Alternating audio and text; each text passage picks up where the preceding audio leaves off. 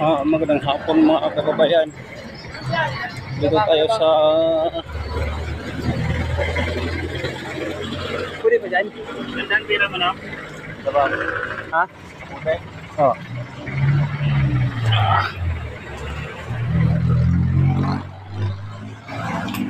Shout out dyan sa lahat-lahat nating mga viewers. Dito tayo sa Heritage, no? Magandang hapon mga kababayan. Magpatuloy lang tayo sa ating mga ginagawa. Sara Duterte ay magpatuloy lang tayo sa ating mga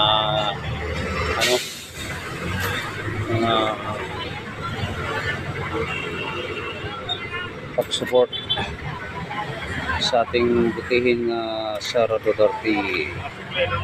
Enjoy lang tayo mga kababayan. 20.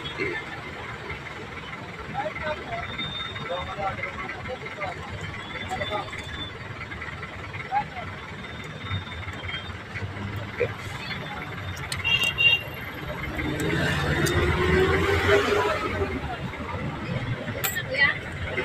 Ito mas yan.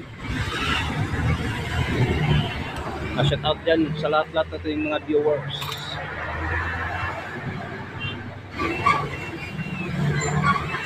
Sara Rodrigo Duterte ay makauwi na sa ating bansa, guys. Hindi na tayo mabalaka sa ating mga dating president. Inggit lang sila mga kababayan sa ating dating president kasi maraming nagagawa siya sa ating bansa. Bongbong Marcos dapat ay magiging ma-impeach siya, no?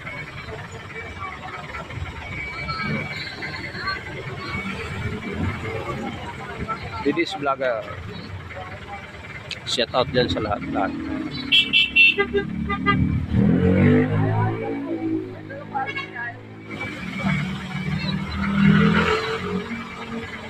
Papatuloy lang tayo, guys. Ay, ilan ka to dito? Dito yata sa kaliwa. Yaman to eh. Pakiurong na lang. Para mabilis tayo. Comment lang kayo, guys. Mag-react. Magandang hapon sa ating mga Didis Vlogger. Patuloy lang tayo sa support, guys. Ang mga hinain natin sa social media natin idaan, guys.